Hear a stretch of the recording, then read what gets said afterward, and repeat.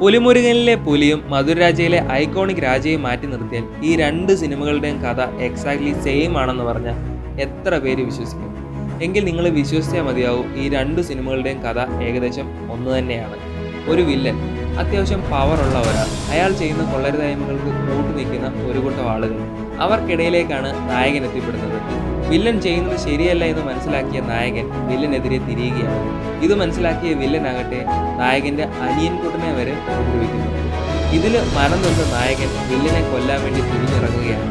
അങ്ങനെ കാട്ടിൽ വെച്ച് ഒരു പൊരിഞ്ഞ യുദ്ധം. യുദ്ധത്തിന് ശേഷം വില്ലനെ കൊല്ലാൻ വേണ്ടി നായകൻ ഒരു മൃഗത്തിനെ ഉപയോഗിക്കുന്നു. ഇത് തന്നെയാണ് രണ്ട് സിനിമയുടെ കഥ. ഒന്നിൽ പുലിയെ വിട്ടു കൊല്ലുന്നു, ഒന്നിൽ പട്ടിയെ വിട്ടു കൊല്ലുന്നു. ഒന്നിൽ അനിയൻകുട്ടനെ വെറുതെ ഉപദ്രവിച്ചു വിടുന്നു, മറ്റേതിൽ അനിയൻകുട്ടനെ കൊന്നു കളയുന്നു. രണ്ട് സിനിമയും ഡയറക്റ്റ് ചെയ്തിരിക്കുന്ന ഒരാളാണ്. ഏത് സിനിമയാണ് നോക്കി കോപ്പി അടിച്ചതെന്ന് നിങ്ങൾക്ക് തന്നെ മനസ്സിലായി കാണും.